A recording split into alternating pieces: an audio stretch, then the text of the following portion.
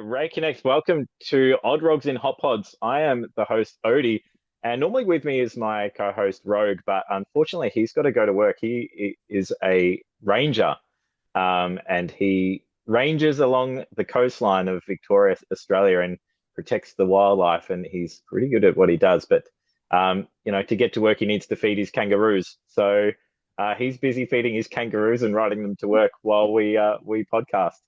Good Um, excuse. yeah, that's what I've told myself anyway, so it's all right. Reiki Next, we welcome you from. Where are you at the moment?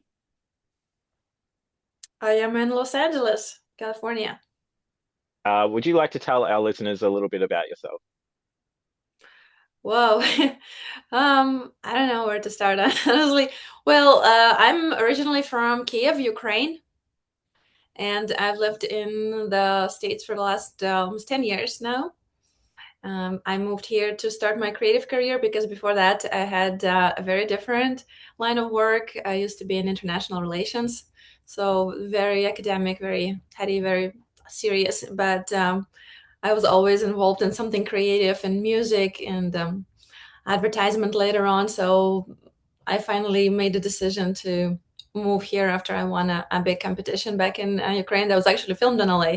So that gave me some confidence that this could actually be a career. And I moved here by myself and started to work my way towards what I wanted to do. So I'm still here, still working. And dreams change, plans change, but now I'm mostly involved in filmmaking because I realized that I'm a storyteller and music was not enough for me. So I went to school for filmmaking, for acting, and now it's my favorite thing to do. My biggest, that's my kid. That's my biggest passion when it comes to creativity. And uh, I also do cosplay. Cosplay is just my fun creative outlet, the stress-free acting, like I call it. So I do a lot of that. And my other big passion is this. It's animal rescue and animal rights and anything that helps animals. So I do a lot of volunteering and fundraising. If you follow me on Instagram, you'll see I do stuff all the time, like auctions and all kinds of fundraisers, like I said, and helping animals. So this is my cat Cassian. He's his own celebrity online. I think some people follow me because they like him more than me because he's cooler. But he's a little street dumpster treasure that I Well, acquired back home. well, it's Yes. such a special story as well to rescue a cat from a dumpster and bring him back with you. And I love the name as well. Fantastic. Um, Yeah, so here we are. You are an actress, but you direct and you write, and there's lots of things that you do in terms of the creative industry.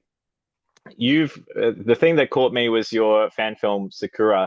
Would you like to tell us more about that and even other projects that you might have happening at the moment?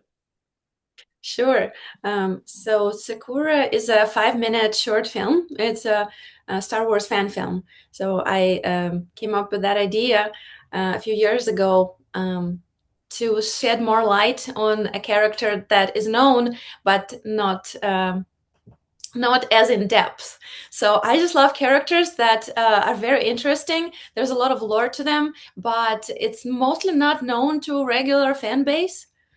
So Ayla Sakura was one of them, and I already had the costume. I was working on the costume, and I thought, hey, well, if I'm already doing this, why don't we shoot a little story about her that will help people know more about her?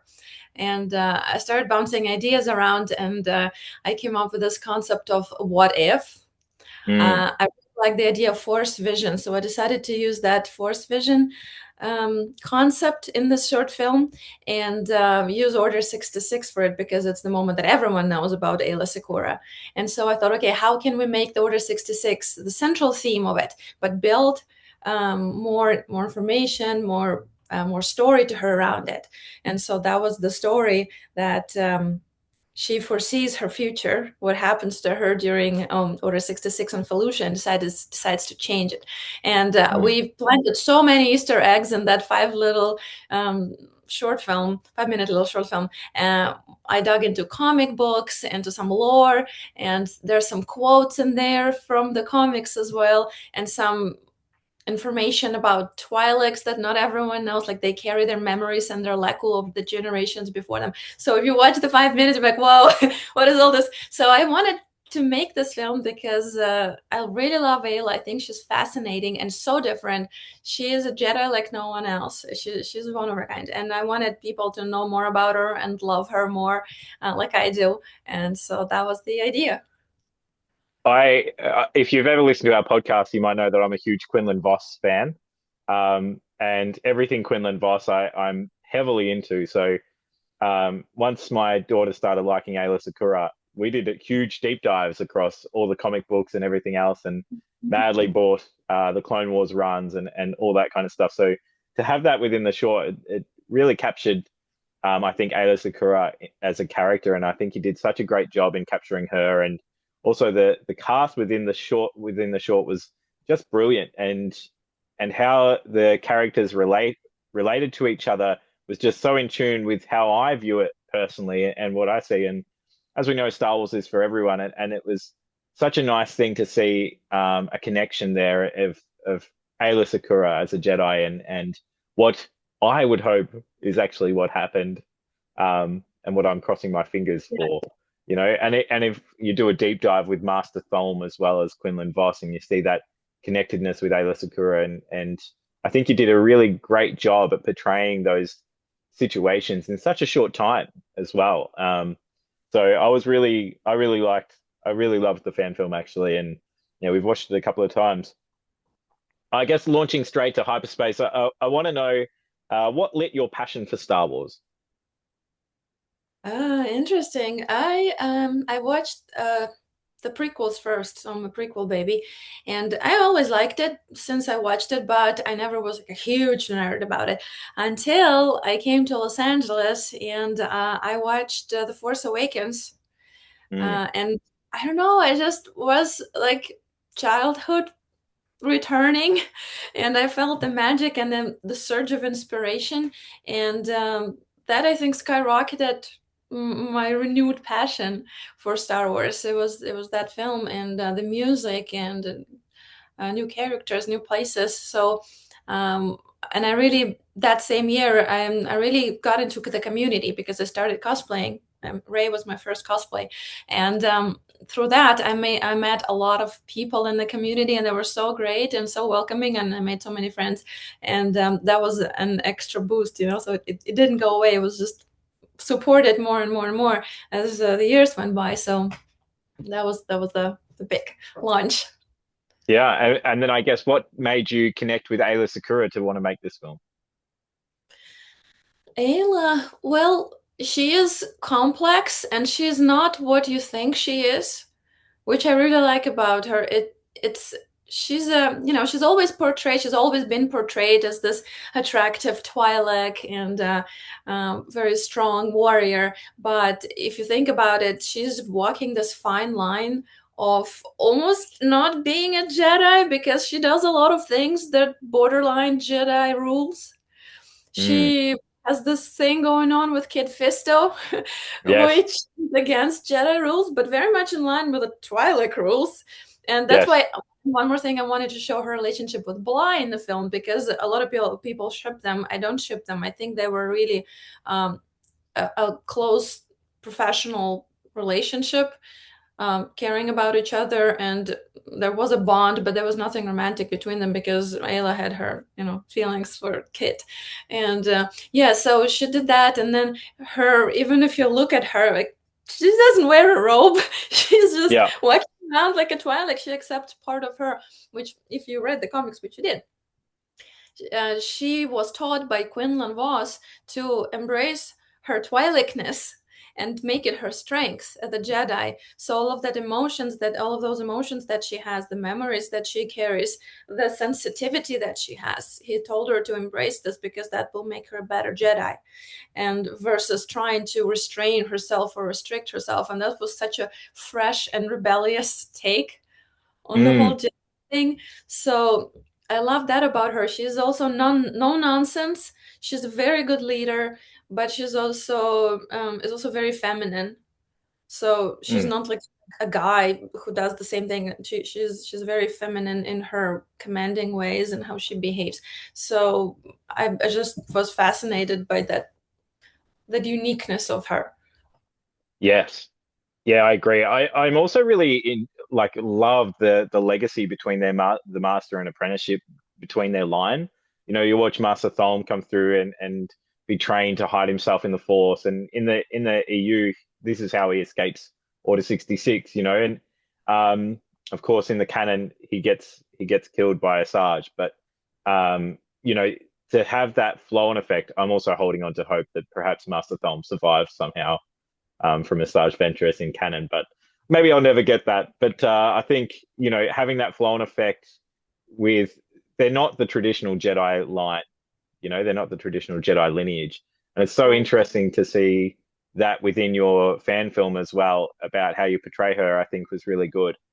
Um, I think, you know, there comes a time as a creative person as well that I guess as an actor that there are challenges in portraying characters. Was there any a challenge ever a challenge for you while doing filming, not just in this one, but any others that you found it quite difficult to portray those characters? Well, doing lightsaber choreography in heels on the stony terrain was the hardest thing, probably, with her. Because one Yes, thing when you're in your sneakers in the gym, and another thing when you're in the whole costume with the headpiece and everything. And as just the portrayal, the inner portrayal, I think I always pick the characters that I relate to more or less. So for her, it's just this confident rebelliousness, I guess, and you know how yes, she's finding the stillness within herself so she can hear clearly the force and herself and everything. I relate to that too because of being an ADHD person. You know, my mind is a constant chaos, and the stillness, like just find the clearness. It was so helpful in a way. So I learned that thing from her. And what was hard, um, I think, to balance that strength and that elegance in a one, because with Ahsoka, it's the same thing. When I play Ahsoka, it's also strength and elegance, but for some reason, Ahsoka is just effortless. But Ayla, she has the swagger at the mm, same way as she's not hiding. Like this is who I am. This is what I am. This crop top and everything is, it's so much confidence, but also strength. So finding, I guess, for her, it was more physicality was more challenging than the inner world. yes, We're yeah, a lot alike with her personality wise, and it was the physicality. I was like, okay, I need to do this and look like I've been doing this my whole life, and make it look convincing. So that was the biggest challenge, and you know, for every character, it's its own challenge because I find parts that are we are like, and those parts are easy, and then there are parts always they're different, and for those I have to use my imagination and obviously do the homework. yes, yeah. And it seems like you've done an extraordinary job at doing your homework. I think, you know, being a creative person can also see you being stuck in your mind over particular processes and seeing things through. And I get this all the time in what I do as well. But what were defining moments for you during your filmmaking that made you think, I've got to see this through. This is exactly what I want to do. I think, well, for this project, since it was a 1 day shoot, and one of the first moments is when everyone came together and we met at the location, and the guys were there who played the clones, and I knew I had the voice actors there, and the little crew. We had, I think, 4 people, um, 4 or 5 people helping on set, and that was so rewarding and so inspiring, knowing that my vision brought these people, very very talented people, together, and they believe in it, and they want to help make it happen. I think this was one of the things. And then equally, in the end of the day, when you already done the work and you are pleased with the result and everyone did such a good job, and it's like the feeling of just happy peace that you've done what you wanted to do, and you're kind of making your own dream come true in a way, because you had this idea, now it's done, and everyone is also so elated, you know, that feeling after it's done, and everyone's like, "Yay, we did it!" Yeah, So for me, yeah, that's with the and obviously the whole process it's challenging, but there are very cool moments when you just lose yourself in the story and you're no longer thinking, oh, me and acting, Greg, whatever. You're just the character and you live the story as that character, and that's also the coolest feeling ever. Yes, absolutely. I think, when you embody a character and you go through the process and everything else, you can see a vision kind of come into fruition, and it's exhilarating. And when I guess saw your film on the big screen, what were the thoughts and feelings in the moments of seeing that? Oh, that was so crazy. We did a screening with my friend Kiefer. We screened our films together. So we screened it in a very good theater, actually, in North Hollywood, and with a lot of people. And seeing it and hearing it was insane because it completely reads different. When you see it on a big screen, you notice everything, all the little details, all the costume parts, all of the sounds. You hear it so clearly. The music, when it's from all over the place, it's so overwhelming. I love the music in Secura. Dan Schatzberg is an amazing composer, so he did an incredible job. And you can't really hear all of the nuance when you're listening it through just normal speakers.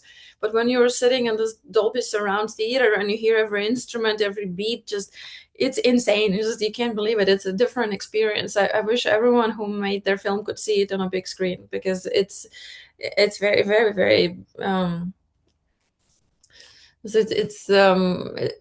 it takes you it transports you into that world completely. So Mm, yeah, that was probably the one of the coolest things I've experienced as a filmmaker. yeah, absolutely. I think as well, like you also, I did some backstage work in theater and did some prop work. And so the next question kind of stems from my own experience in this space. There's so much that goes into costume, and you mentioned that before, costumes and design.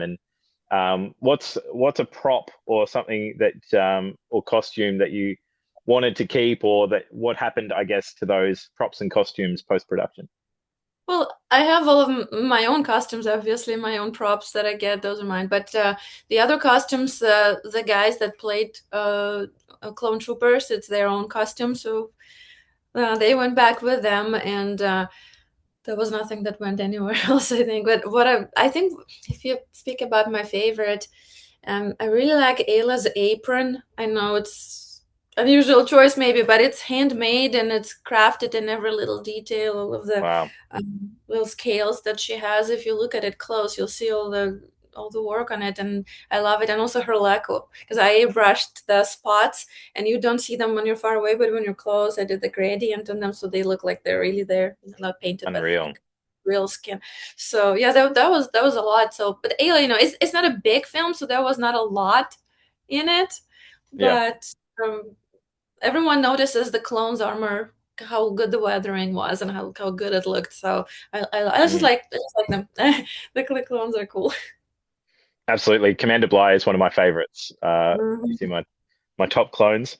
Um, what advice would you share with fan film creators of the Star Wars universe? And would you offer some advice to them? For film creators, Mm, well, I think number one, it's find your crowd and find people who you work good with, who believe in your ideas.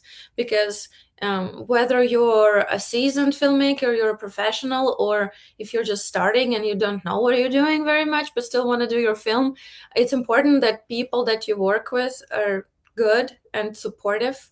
And this way, either they teach you or you just teach each other in the process. And because you by yourself, of course, can make a film, but it will be so much better if you have a team. And at first, you might not have many people believe in you if you haven't done anything yet, because you don't have anything to show them. But just start somewhere and have at least a couple of friends or someone who knows what they're doing to help you, and then you can show the result to more people and more will come aboard. So it works like this. So you earn a reputation project by project by project, and once once it becomes really good, people will actually come to you and see if you're doing anything, because like, hey, I can do this, do you need anyone like me? And so I guess that's the fun of it. You meet new people, you collaborate together and make each other better. So yeah, find your crowd. And then the second thing, I think, Be truthful to the Star Wars world universe, but also don't be afraid to make tweaks if you feel like that's what your creative desire is. So, you know what I mean? So take risks, Absolutely. but yes, take risks, but still keep it Star Wars because people are very sensitive to those things. When something doesn't feel like Star Wars, we pick it up. Mm, So if you're a fan, then it shouldn't be a problem to do that. So I think yes. that's a fun thing to do when you're making your own project. You can it's yours. You can Yes. your own vision and your own experience into it, and nobody can judge you for it. Perfect. Perfect. I think, Voyage of the Crusade said similar things. Um, so the last couple of bits that I wanted to talk with you about is a quick game of kill and save, and I'm going to give you five characters, and you've got to say whether you're going to kill them or you're going to save them. Okay? Are Can I you save ready? them all? So How many can you save? you can save. You can only you can have a choice. All right, whether you're going to kill or save. You can save them all if you want, but I might throw some ones at you that you're like definitely kill. All right, Okay. Okay. because there's only going to be five. All right, that you can kill and save. Yeah. All right, you Mm-hmm. ready? I'm going to give you one: Darth Sidious or the Emperor. Okay. Kill. All right, he's gone. Yes. All right. Okay, here you go. You've got Anakin Skywalker slash Darth Vader. Save. Save. All right. Yes. He still becomes Darth Vader in this process, though. Yes. Still save. Still save. All right, no worries. Then we've got. So he's done. All right. Grand Moff Tarkin. Kill. Kill. Sorry. No, that's all right. That's okay. Uh, I'm gonna say Jango Fett. Jango Fett? Yeah. Hmm. He can stay. Fine. We'll save him. Well, that's clever because I was gonna say if you don't have Jango Fett, you don't have Bly. Yeah, and plus, he didn't do anything super terrible, and he has a son, so we'll Here's keep the him. thing, though. Do you still get Bly because you've killed Sidious? Ah, good question. Well, depending Yeah. on when you kill him, Yeah, before yeah, or after. Yeah. before or after he does the damage, you know. Yes. Okay, and finally, Ayla Sakura. Come on. Of course, we'll save it. Ayla needs to Yeah, live. thank you so much for playing. That's good. Finally, any sequels on the horizon? Are you thinking continuing Ayla's story anymore, or is there something else that you would like to share with us before we finish up? There is something else. There's no Ayla right now because I don't know the body paint. It was brutal. But yes, I am working on something very special right now. I've been working on this project for the last year and a half. It's a new fan film, and I'm not saying what it is right now because it's Yes, gonna very be a good. little surprise. I'm gonna reveal it when we're a little bit later in post-production, but it has been shot already and edited. Now we are in post-production stage. So the music, the voiceover, the sound effects, and I'm hoping to finish it in a few months. And so once it's close to being done, I will do an announcement of what it is, but it's long. It's like 20 minutes, 21 Nice. minutes so far. It's longer, and it's the most epic thing I've done ever, I think, because the scope of this production was massive. So I'm very excited about that one. That one's super special, and it's my favorite character. One of the very, very favorite characters. And I get to play a lot in this film. So like play a lot meaning not playing the character, but play for having fun, have a lot of fun during this project. So we had so many people taking part of it. So you'll see many familiar faces on Very screen. good. Yeah, and so follow me on Instagram. So do keep an eye on it because I can't wait to show you. We can find you on Instagram at Kennex, ReiKennex. But where else can we find you? Can we find you on YouTube? Yes, you can find me on YouTube. That's where all of my fan films go, and some other things too. So it's also Ray.Kennex. On YouTube, my channel is the same. Perfect. And yeah, so give me a follow or say hi or ask me anything. I And will. it's not, sorry, go on. No, I'm always happy to meet new people and to say hi to everyone. Well, thank you so much for joining us. And before you go, there's also something that you're driving forward at the moment, and that's to donate some money towards rescue animals in Ukraine. Would you like to tell us anything more about that before you go? Yes, thank you for asking that. So, there's a lot of need right now for animal rescues and shelters because there's a lot of frontline cities and villages that are being abandoned. So, a lot of animals were left behind, and volunteers go and evacuate them to safer zones. And all of these animals go to rescues and volunteers and shelters. So everything's overcrowded. They're out of money. They're out of resources. There's a lot of animals that are obviously hurt. Farm animals as well, not just pets. So they're really, really overwhelmed. And there's a lot of smaller groups, volunteers that don't have online presence as much or not at all, but they still need help. So I focus mostly on those smaller ones because, they don't have that much exposure, but I know all of them. And so I'm doing all kinds of fun auctions and fundraisers on my Instagram so people can win like an autographed item, a collectible, or, just donate whatever they can. It was my birthday a couple of days ago, so I also did like a PayPal me thing. Like even if you have $1 you want to donate, just send it over and I'll send everything. So that went really well.